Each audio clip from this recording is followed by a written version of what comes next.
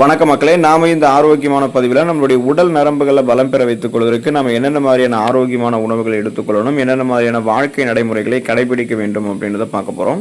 நரம்பு மண்டலம் பலமாக இருந்தால் மட்டுமே உடல் இயக்கங்கள் சீராக இருக்கிறதுக்கும் சுறுசுறுப்பாக இருக்கிறதுக்கும் அது உதவிகரமாக இருக்கும். அப்போ நரம்புகளுக்கு ஊட்டச்சத்து அளித்து அதை வலுப்படுத்துறதுக்கும் நரம்பு தளர்ச்சியெல்லாம் போக்குறதுக்கு உதவக்கூடிய சிறந்த உணவுகள், பாரம்பரிய அதனுடைய மருத்துவ பலன்கள் எல்லாம் நம்ம தெரிந்து கொள்ள வேண்டியது அவசியமாக இருக்கு.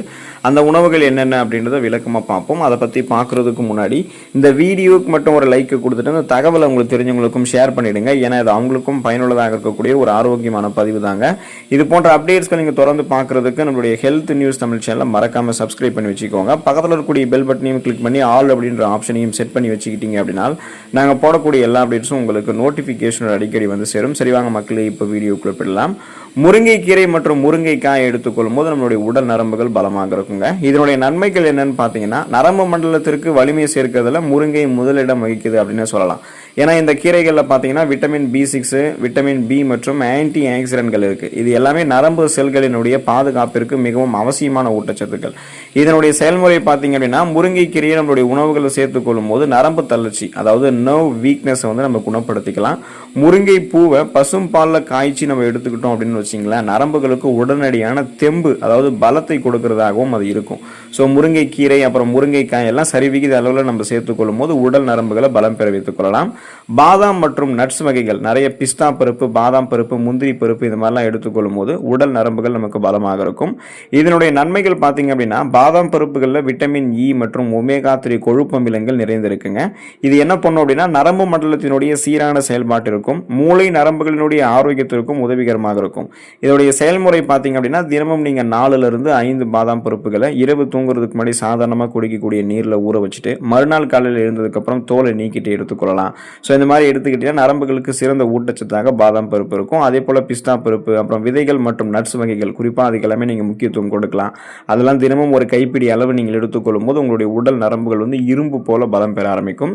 உளுத்தம் பருப்பு எடுத்துக்கொள்ளும் போது உடல் நரம்புகள் வந்து பலமாக இருக்குங்க. ஸோ இதனுடைய நன்மைகள் பார்த்தீங்க அப்படின்னா, பாரம்பரிய மருத்துவத்தில் எலும்பு மற்றும் நரம்புகளை வந்து வலுவூட்டுவதற்கு அப்படின்னு சொல்லிட்டு உளுந்து வந்து சொல்லுவாங்க. ஸோ உளுந்து பருப்பில் பார்த்தீங்கன்னா உங்களுக்கு மெக்னீசியம், பொட்டாசியம் மற்றும் இரும்பு சத்து எல்லாமே நிறைந்திருக்கு. இதனுடைய செயல்முறை எப்படி நமக்கு கிடைக்கும்னு பார்த்தீங்கன்னா, நீங்கள் இந்த உளுத்தங்களி எடுத்துக்கொள்ளும் போது, உளுந்து வடை அல்லது உளுத்தம் பருப்பு கஞ்சி செஞ்சு நீங்கள் சாப்பிடும் போதெல்லாம் இடுப்பு எலும்புகள் மற்றும் முதுகு தண்டு வடம் இருக்குங்க இல்லையா, அது எல்லாமே உங்களுக்கு பலமாக இருக்கும். நரம்புகளுக்கு அசாத்திய ஒரு பலத்தை கொடுக்கறதாக இந்த உளுத்தங்கஞ்சி வந்து இருக்கு. ஸோ உளுத்தம் பருப்பு நீங்கள் தொடர்ந்து உணவுகள் எடுத்துக்கொள்ளும் போது நரம்புகள் வந்து பலமாக இருக்கும். நாட்டு பூண்டு இருக்குங்க இல்லையா, அது நீங்கள் எடுத்துக்கொள்ளும் போது உங்களுடைய உடல் நரம்புகளை பலம் பெற வைத்துக் கொள்ளலாங்க. இதனுடைய நன்மைகள் பார்த்தீங்க அப்படின்னா, பூண்டில் இருக்கக்கூடிய சல்ஃபர் கலவைகள் மற்றும் அல்லிசின் இதெல்லாமே ரத்த ஓட்டத்தை உங்களுக்கு சீராக வைத்து நரம்புகளுக்கு செல்லக்கூடிய ரத்த ஓட்டத்தை மேம்படுத்துது. ஸோ நரம்புகள் ரத்த ஓட்டம் சீரான அளவில் பாய்ந்து கொண்டே இருக்கும்போது நரம்புகள் வந்து நமக்கு புத்துணர்ச்சியாகவே இருக்கும், வலிமையாக இருக்கும். நரம்பு தளர்ச்சி உள்ளிட்ட பிரச்சனைகள்லாம் எப்போதுமே ஏற்படாது. அப்போ நரம்புகளை பலம் பெற வைத்துக் கொள்ளலாம். ஸோ இதனுடைய செயல்முறை அப்படின்னு பார்த்தீங்கன்னா, நீங்கள் இந்த பூண்டு வந்து உங்களுடைய உணவுகளில் சேர்க்கிறதோட சில பூண்டு பற்களை பசும் பாலில் வேக வைத்து அந்த பாலை நீங்கள் குடிச்சிட்டு வந்தீங்க அப்படின்னா முடக்குவாதம் மற்றும் நரம்பு சுருக்க பிரச்சனைகள் எல்லாமே உங்களுக்கு வந்து குறைய ஆரம்பிக்கும் அப்படின்றத நீங்கள் தெரிஞ்சுக்கோங்க. பனங்கிழங்கு இருக்குங்க இல்லையா, ஸோ அதை நீங்கள் எடுத்துக்கொள்ளும் போது உங்களுடைய உடல் நரம்புகளை நீங்கள் பலம் பெற வைத்துக் கொள்ளலாம். இதனுடைய நன்மைகள் பார்த்தீங்க அப்படின்னா, பாரம்பரியமிக்க இந்த பனங்கிழங்குல தான் ஃபைபர் என்று சொல்லக்கூடிய நார் சத்து, இரும்பு சத்து, அயன் இருக்கு, அப்புறம் கால்சியம் வந்து நிறைந்திருக்கு. இது நரம்புகளுக்கு வலிமை சேர்க்கிறதோடு உடல் தசைகளையுமே நமக்கு இந்த பனங்கிழங்கு வந்து வலுவாக்கும். இதனுடைய செயல்முறை அப்படின்னு பார்த்தீங்கன்னா, அவித்த பனங்கிழங்கை நீங்கள் சிறிதளவு தேங்காய் சேர்த்து சாப்பிடுவது அப்படின்றது நரம்பு மண்டலத்திற்கு, ஒட்டுமொத்த நர்வ் சிஸ்டத்துக்குமே மிகச்சிறந்த ஒரு எனர்ஜி, அந்த ஆற்றலை கொடுத்து வலுப்படுத்தும். அப்போ புற நரம்புகள் வலு குறைவதெல்லாம் தடுக்கப்பட்டு உங்களுடைய உடல் நரம்புகள் வந்து இரும்பு போல பலம் பெற ஆரம்பிக்கும். கருப்பட்டி மற்றும் தேங்காய் நீங்கள் எடுத்துக்கொண்டீங்க அப்படின்னா உடல் நரம்புகளை நீங்கள் பலம் பெற வைத்துக் கொள்ளலாம். ஸோ இதனுடைய நன்மைகள் என்ன அப்படின்னா, இப்போ சுத்தமான பனை கருப்பட்டியில் தாது உப்புகளும் தேங்காயில் நல்ல கொழுப்பு சத்துக்களும் இருக்கும். ஸோ இது வந்து உங்களுடைய பிளட் வெசல்ஸ், அந்த ரத்த நாளங்களை சீராக வைத்து நரம்புகளுக்கு வந்து புத்துணர்ச்சி கொடுக்கும். இதனுடைய செயல்முறை அப்படின்றது பார்த்தீங்கன்னா, தேங்காய் பாலில் வந்து கருப்பட்டி சேர்த்து நீங்கள் குடிக்கிறது அல்லது தேங்காயும் கருப்பட்டியும் சேர்த்து செய்யப்படக்கூடிய பிரேக்ஃபாஸ்ட், நிறைய சிற்றுண்டிகள், அந்த உணவுகளை நீங்கள் எடுத்துக்கொள்ளும் போது நரம்பு தளர்ச்சியை இந்த கருப்பட்டியும் தேங்காயும் உங்களுக்கு வந்து சரி பண்ணிவிடுங்க. அப்போ ஒட்டுமொத்த உடல் உடல் நரம்பு மண்டலத்தையுமே நீங்கள் பலமாக வைத்துக் கொள்ளலாம். பழங்கள் நீங்கள் எடுத்துக்கொள்ளும் போது உடல் நரம்புகளை பலம் பெற வைத்துக் கொள்ளலாம். குறிப்பாக வாழைப்பழம் மற்றும் பேரிச்சம்பழம் எல்லாம் நீங்கள் எடுத்துக்கொள்ளணும். இதனுடைய நன்மைகள் என்னன்னு பார்த்தீங்கன்னா, இந்த வாழைப்பழங்கள் இருக்கக்கூடிய பொட்டாசியம் மற்றும் விட்டமின் B6 இது உங்களுடைய நர்வ் சிஸ்டம், அந்த நரம்பு மண்டலத்தை அமைதிப்படுத்தி அதை வந்து திறம்பட செயல்பட வைக்கிறதுக்கான அந்த தன்மையை வந்து உங்களுக்கு மேம்படுத்துது. இப்போ பேரிச்சம்பழம் என்ன பண்ணும் அப்படின்னா, உடல் நரம்புகளுக்கு தேவையான ரத்த ஓட்டத்தையும் சக்தியையும் அந்த வலுவையும் உங்களுக்கு வந்து கொடுக்கும். இப்போ நீங்கள் சூடான பாலில் பேரிச்சம்பழத்தை அரைத்தலாம் எடுத்துக்கிட்டிங்கன்னா அது உங்களுடைய உடல் நரம்புகளுக்கும் எலும்புகளுக்கும் பலத்தை கொடுக்கும். இதனுடைய செயல்முறை அப்படின்னு பார்த்தீங்கன்னா, தினமும் ஒரு வாழைப்பழம் உணவுகளை சாப்பிட்டு முடிச்சதுக்கப்புறம் எடுத்துக்கலாம். அப்புறம் 2 பேரிச்சம்பழங்கள் வந்து நீங்கள் உணவுகளை சாப்பிட்டு முடிச்சதுக்கப்புறம் சாப்பிட்றது எல்லாமே நரம்பு தளர்ச்சிக்கு எளிய மற்றும் ஒரு சிறந்த தீர்வாக இருக்கும் அப்படின்னு நீங்கள் தெரிஞ்சுக்கோங்க. அப்போ பழங்களில் வாழைப்பழம் பேரிச்சம்பழம் எப்போதுமே உங்களுக்கு வந்து மருத்துவ நன்மைகளை கொடுக்கும். தினமும் தொடர்ந்து சுழற்சி அடிப்படையில் மற்ற பழங்களையுமே நீங்கள் எடுத்துக்கொள்வதன் மூலமாக பார்த்தீங்கன்னா, உணவுகளை சாப்பிட்டு முடிச்சதுக்கப்புறம் அந்த பழங்களை எடுத்துக்கிட்டீங்கன்னா உங்களுடைய உடல் நரம்புகள் பலமாக தான் இருக்கும்.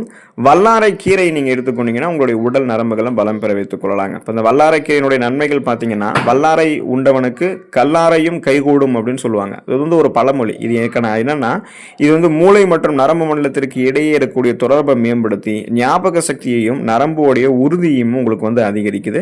இதனுடைய செயல்முறை அப்படின்னு பார்த்தீங்கன்னா, இந்த வல்லாரை கீரையை நீங்கள் துவையலாகவோ அல்லது சாறாகவோ வாரத்தில் 2 அல்லது 3 முறை வந்து உட்கொண்டு வருவது உங்களுடைய நரம்புகளினுடைய ஆரோக்கியத்திற்கு மிகவும் நல்லது அப்படின்றது தெரிஞ்சுக்கோங்க. ஸோ வல்லாரை கீரை நீங்கள் எடுத்துக்கொள்வது ரொம்ப ரொம்ப நல்லது. உங்களுடைய உடல் நரம்புகள் பலமாக இருக்கும்.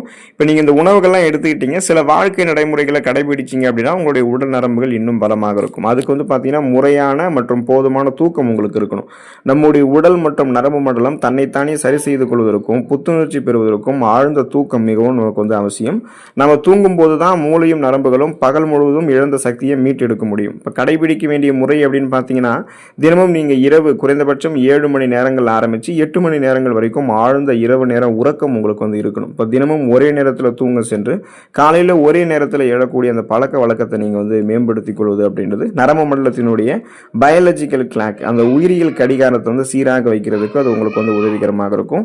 எண்ணெய் தேய்த்து நீங்கள் வந்து குளிக்கணும். ஆயில் பாத் பண்ணிங்கன்னா உங்களுடைய உடல் நரம்புகள் வந்து பலமாக இருக்கும். ஸோ அதுக்கான விளக்கம் பார்த்தீங்கன்னா, இப்போ நீங்கள் இந்த பாரம்பரிய மருத்துவத்தில் நரம்பு தளர்ச்சியை போக்குறதுக்கு கூறப்பட்டிருக்கக்கூடிய மிகச்சிறந்த முறை வந்து எண்ணெய் தேய்த்து குளிக்கிறது தான். இது வந்து உடலினுடைய வெப்பத்தை தணித்து நரம்புகளுக்கு செல்லக்கூடிய ரத்த ஓட்டத்தை வந்து உங்களுக்கு சீரமைக்கும். இப்போ கடைபிடிக்க வேண்டிய முறை அப்படின்னு பார்த்தீங்கன்னா, நல்லெண்ணெய் அல்லது செக்கில் ஆட்டிய தேங்காய் எண்ணெயை லேசாக சூடு செஞ்சு உடல் முழுவதும் மற்றும் அப்புறம் தலையிலலாம் நீங்கள் தேய்த்து கொண்டு ஒரு அரை மணி நேரம் நீங்கள் வந்து ஊற வைத்து அதுக்கப்புறம் நீங்கள் வெதுவெதுப்பான நீரில் குளிக்கணும். வாரத்திற்கு ஒரு முறை பண்ணலாம். இப்போ நீங்கள் வந்து ஆண்கள் வந்து புதன்கிழமையும் பெண்கள் வந்து வெள்ளிக்கிழமையும் இது செய்வது நரம்புகளுக்கு பெரும் பலத்தையுமே கொடுக்கும் அப்படின்றத நீங்கள் தெரிஞ்சுக்கோங்க. தினசரி உடற்பயிற்சி மற்றும் யோகா செய்யும் போது உடல் நரம்புகள் பலமாக இருக்கும். ஸோ அதுக்கான விளக்கம் பார்த்தீங்கன்னா, இப்போ உடல் அசைவுகள் இல்லாத வாழ்க்கை முறை நரம்புகளுக்கு செல்லக்கூடிய ரத்த ஓட்டத்தை குறைச்சிரும். அப்போ முறையான உடற்பயிற்சி செய்யும் போது தான் நரம்பு செல்களுக்கு தேவையான ஆக்சிஜன் ஊட்டச்சத்துக்களை நம்ம வந்து கொண்டு சேர்க்கலாம். ஸோ அதுக்கு நீங்கள் கடைபிடிக்க வேண்டிய முறை அப்படின்னு பார்த்தீங்கன்னா, தினமும் குறைந்தது ஒரு 30 நிமிடங்கள் நீங்கள் நடைப்பயிற்சி செய்யலாம். சைக்கிள் ஓட்டுதல் அல்லது எளிய உடற்பயிற்சிகளை நீங்கள் மேற்கொள்ளலாம். குறிப்பாக இந்த பிராணாயாமம் சொல்லுவாங்க, மூச்சு பயிற்சி நீங்கள் செய்யலாம். ஸோ இந்த மாதிரி சின்ன சின்ன யோகாசனங்கள் செய்வது நரம்பு மண்டலத்தை அமைதிப்படுத்தி ஸ்ட்ரெஸ், டென்ஷன், டெப்ரெஷன், ஆன்சைட்டி அந்த மன அழுத்தத்தெல்லாம் உங்களுக்கு வந்து குறைக்கிறதுக்கு உதவிகரமாக இருக்கும். ஸோ உங்களுடைய மன அழுத்தத்தை நீங்கள் கட்டுப்படுத்தும் போது நரம்புகள் வந்து பலமாக இருக்கும். ஸ்ட்ரெஸ்ஸை வந்து நீங்கள் மேனேஜ்மெண்ட் பண்ணணும். அப்போ அதிகப்படியான கவலை, கோபம் மற்றும் மன அழுத்தம் ஆகியவை நரம்பு மண்டலத்தை நேரடியாக பாதித்து நரம்பு தளர்ச்சியையும் நரம்பு பலவீனத்தையும் ஏற்படுத்தும்.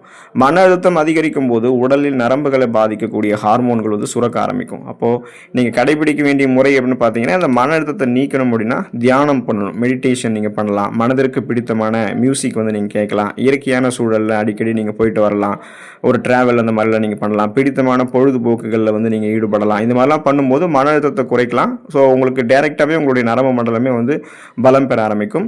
அப்புறம் சூரிய ஒளி மற்றும் விட்டமின் டி வந்து நீங்கள் பெற்றுக்கொள்ளலாம். போதுமான அளவு தண்ணீர் வந்து நீங்கள் குடிக்கலாம். ஸோ கடைபிடிக்க வேண்டியதுன்னு பார்த்தீங்கன்னா, ஒரு நாள் முழுவதுமே வந்து போதுமான அளவு குறைந்தது 2.5 முதல் 3 லிட்டர், அதாவது 2 லிட்டர்லேருந்து 3 லிட்டர் தண்ணீர் வந்து நீங்கள் குடிக்கணும். வெதுவெதுப்பான நீரை குடிக்கிறது அப்படின்றது ரத்த ஓட்டத்தை சீராக வைத்து நரம்புகளுக்கு எனர்ஜியை கொடுக்கறதுக்கும் உங்களுக்கு உதவிகரமாக இருக்கும். ஸோ தொடர்ந்து இந்த மெத்தட்ஸ்லாம் நீங்கள் ஃபாலோ பண்ணிங்கன்னா உங்களுடைய உடல் நரம்புகள் பலமாக இருக்கும். அது இளைஞர்களாக இருந்தாலும் சரி, முதியோர்களுக்காக இருந்தாலும் சரி, அது நரம்புகள் வந்து இரும்பு போல பலம் பெற ஆரம்பிக்கும். நரம்புகளினுடைய செயல்பாடுகளும் சீராக இருக்கும்.